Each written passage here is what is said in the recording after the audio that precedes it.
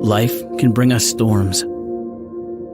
Those moments where we wander, wonder, doubt. The journey doesn't stop, but the progress does. It can be lonely, painful. Sometimes we try to stare it down, as if we could somehow will it to go away. Or we think we can go toe-to-toe and come out the other side, unscathed. We often forget just how small we are. The truth is, storms are inevitable. But when they appear, we have a protector, a savior who knows a thing or two about calming storms. A God who is a stronghold in times of trouble. In our weakness, He is strong. In our fear, He is courage. In our desperation, He is peace. Yes, storms are inevitable. But our God is invincible.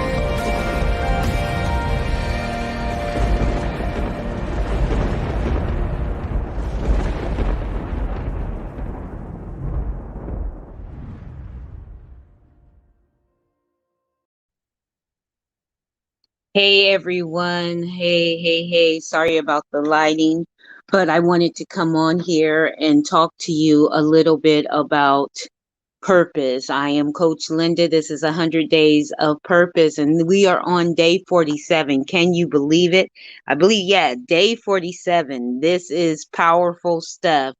I am going to talk to you about the Esther Experience.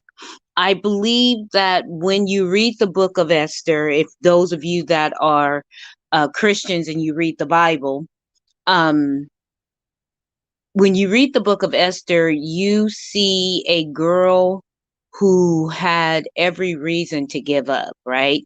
You see a girl who was discounted, a girl who was taken not by her own, what can I say, plans, I guess is the word. I don't know. She didn't, that's not what she had planned for herself. But here she is in a situation, a situation that happened several hundred years before she was probably even born. Somewhere she loses her parents, and so she's living with a relative. So she's an orphan. She's living with a relative. She has this desire to be connected with her people, but the relative, Mordecai, tells her to not tell anyone who she is. So she has to hide who she is.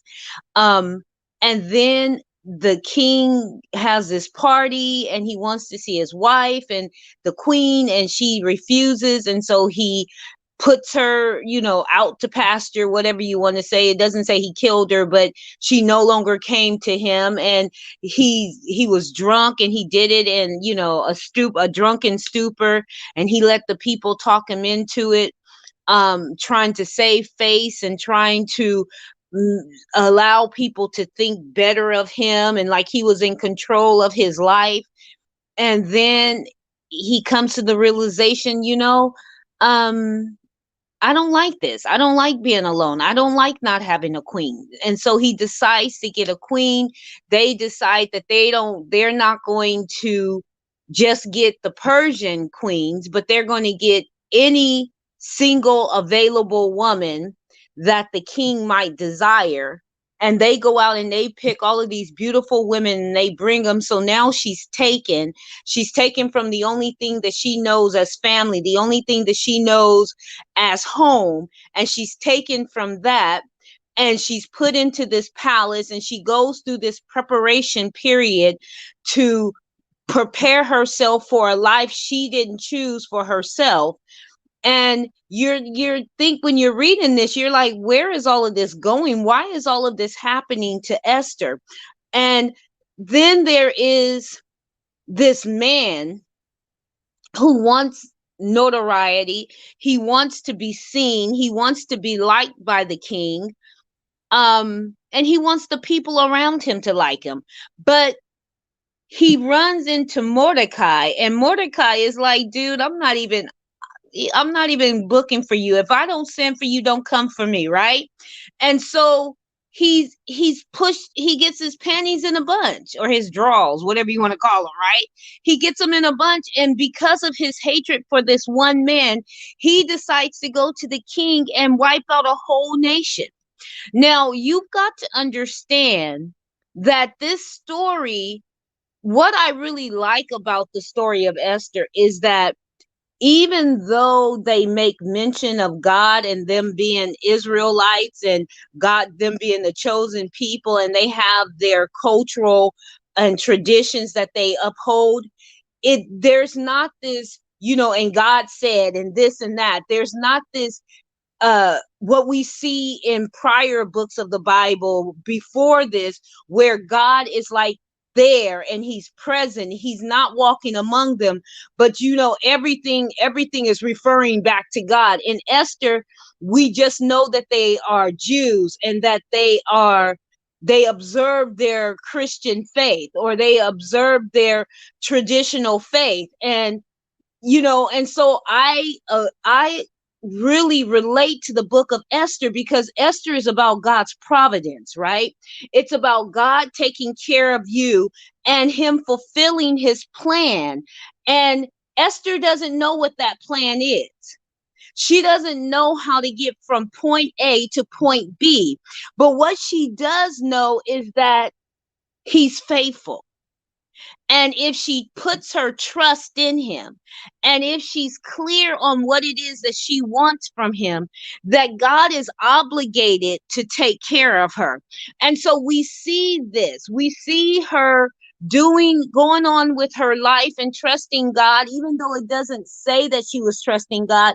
I gotta believe that when you go through that much hell in life, when you go through that much pain and sorrow, and you go through that much disappointment, that if you know God, if you have a belief system, you've got to trust in that belief system. And I told you, manifestation comes when you get clear on what it is that you want and you trust the process, right?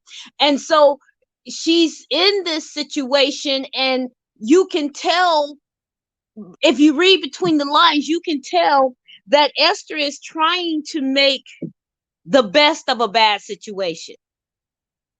She's trying to not question God. She's trying not to figure it out on her own, but she is allowing these things to happen. And so she goes through this process, this preparation to become queen.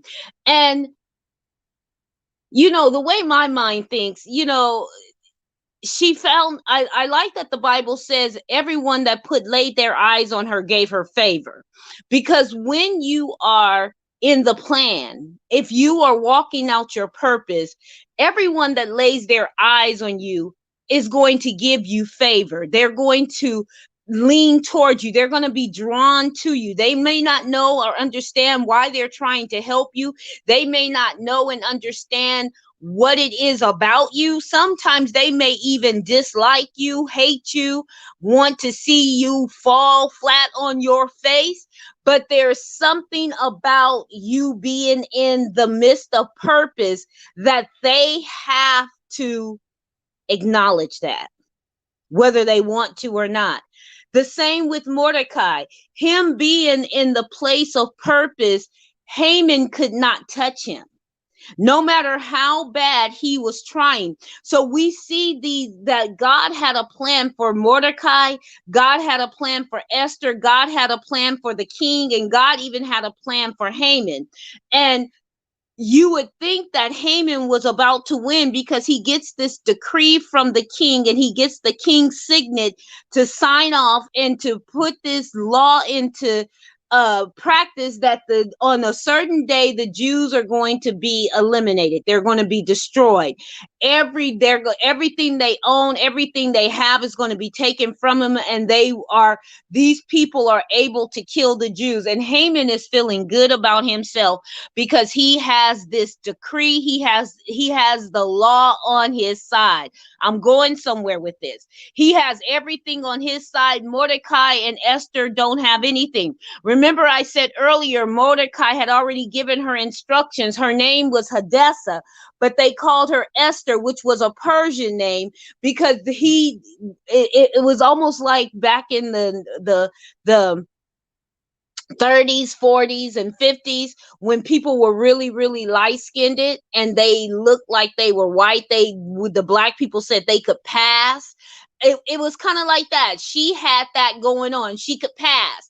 And so no one really knew who Esther was. Some of you people don't know who you are. They're trying to tell you who you are. They're trying to tell you you're little orphan Annie. They're trying to tell you that you're not significant, and nothing you do will amount to much, or nothing you say has any merit, or you don't have uh uh any reason to exist. But I'm here to tell you, even though that was the story and the messaging going around Esther, she was set aside. She was just this pretty thing to look at, right? She was still very significant in this story. And so Esther is, going about her day. She gets her night with the king, and the king chooses her as his queen. And then we understand that Haman has this decree to kill the Jews, and Mordecai gets wind of it, and he starts to go into this wailing and this mourning for his people. Now, you got to recognize that God not only had a plan for Esther and for Mordecai, and a plan for the king and Haman, but he had a plan for the Jewish people. We know that Jesus was supposed to come out of the line of Judah. So here it is, people. If Haman would have had his way, Satan would have stopped Jesus from being born, because there wouldn't have been a line of Judah. And so we have got to understand that we are a part of a bigger plan. It's not just for us. When we are people of purpose, it's not just for us, but there are other people waiting for us to show up and waiting for us to step up to the plate. And so the Esther experience is just that.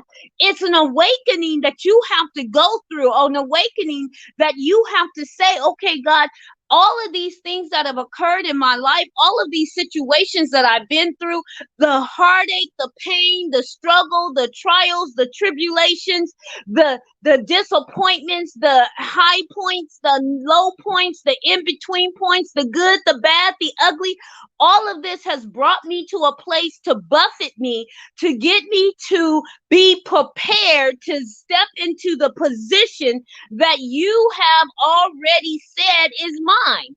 So Esther was already made queen when before she was even born. She was Queen Esther.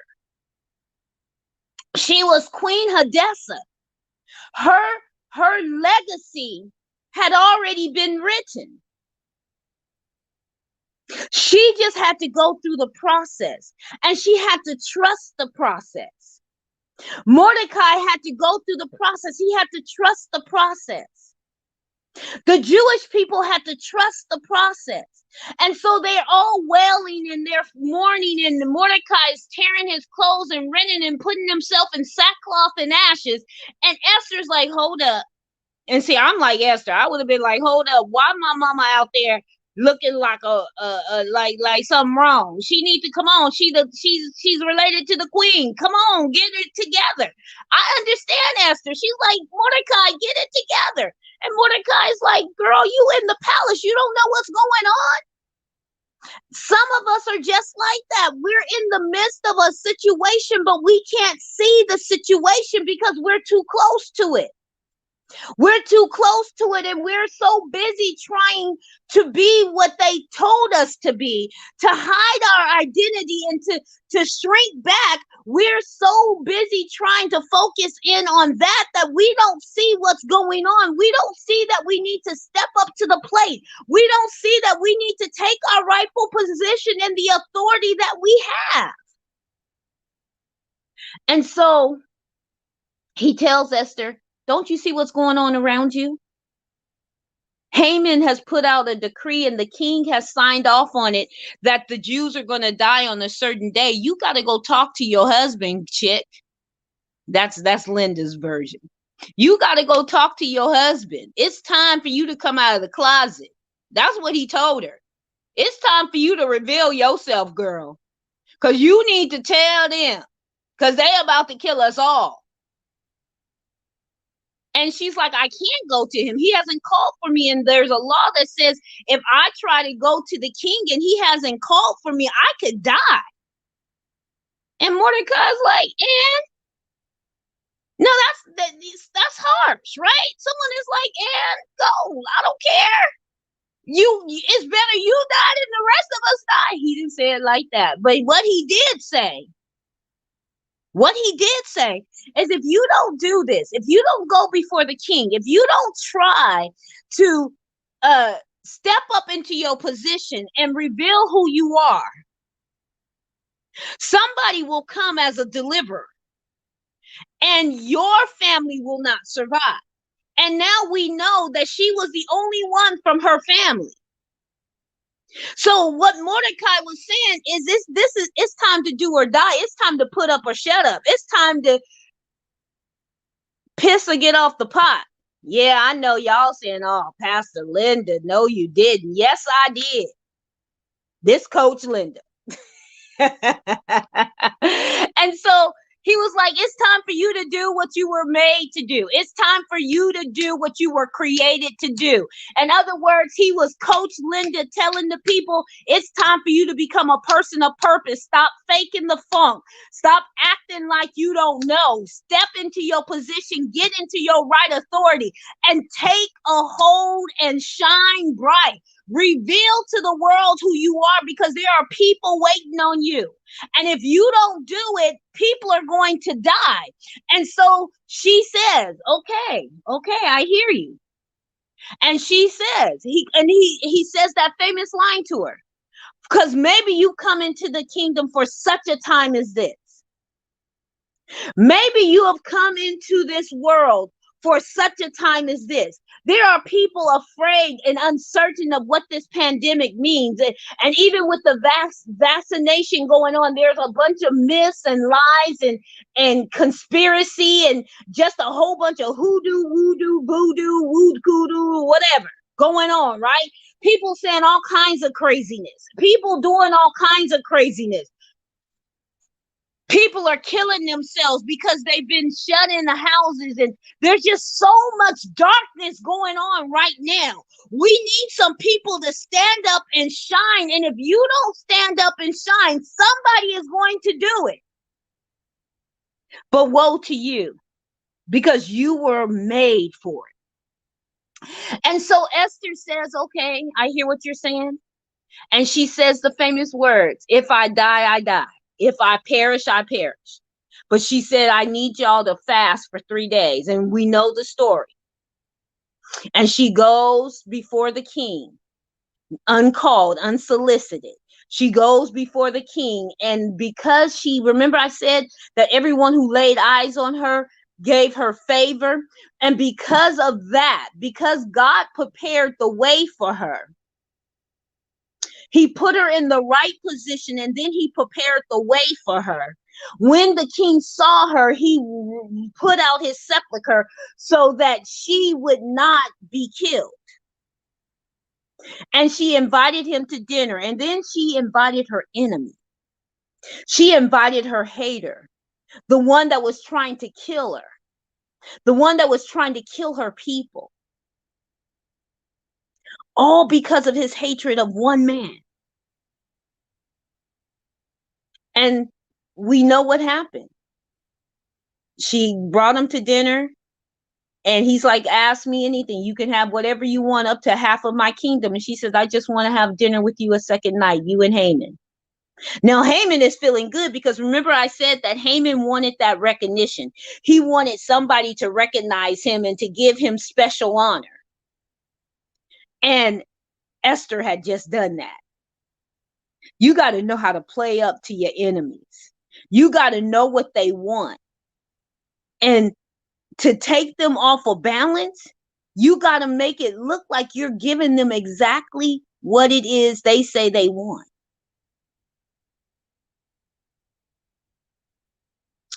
And then Esther does the coolest thing. She exposes his plan. And the king gets upset because I didn't know my wife was a Jew. Now, I believe had the king known, he wouldn't have signed that decree. But he didn't know because she was under the radar. She was insignificant up to this point. And he then puts out a decree. I can't take back what I said because I've already said it. But what I can do is say that the Jews can defend themselves. And because the Jews were the chosen ones of God, and God had a special plan for them, they prevailed. They prevailed. And then they partied. They had the biggest party, a 3-day party, because of their victory. And to this day, they still celebrate Purim. And when they celebrate Purim, they give homage and honor to Esther. Her legacy lives on. She stepped into her purpose, her true purpose. Not this made up something, my mama said I should be, my daddy said I should be, my pastor said I should do. No, not that. She stepped into what she was created and designed and placed on earth to do.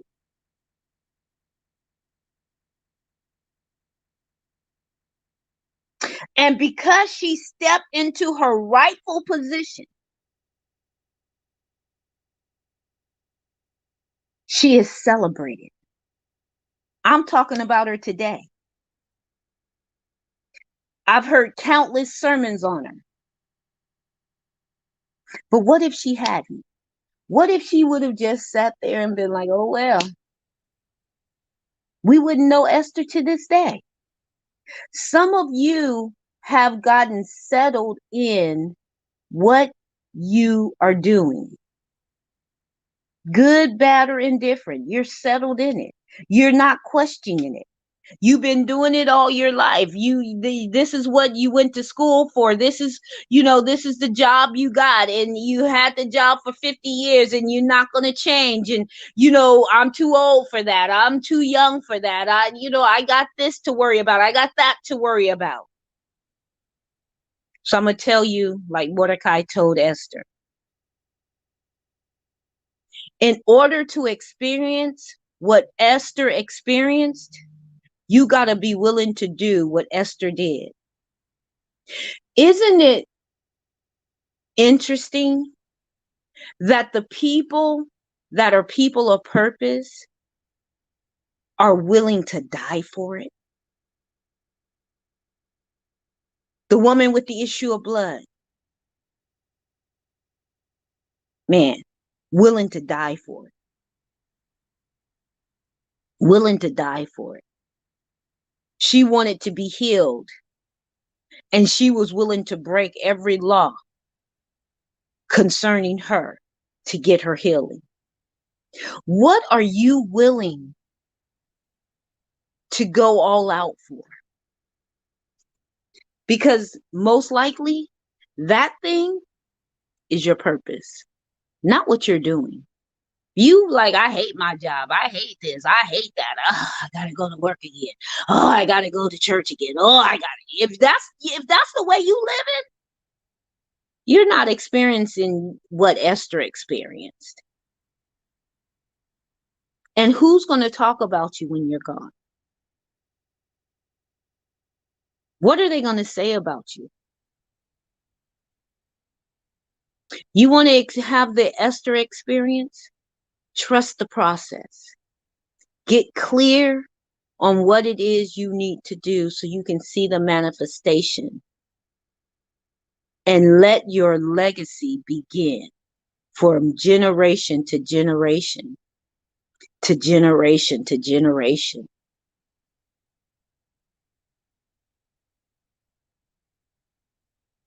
That's what you got to do to experience what Esther experienced. I am Coach Linda. This is 100 Days of Purpose. And I'm sorry about the lighting, but I just had to come on and we getting some work done in the house. And so I'm stuck in my room, and yeah, it is what it is. But I was not going to let this day go by without coming on and talking about this Esther experience, because when you are a person of purpose, you got to be determined to know who you are and to shine, to get up and shine bright. Take your rightful place. So your homework, how will you show up? How will you take your rightful place?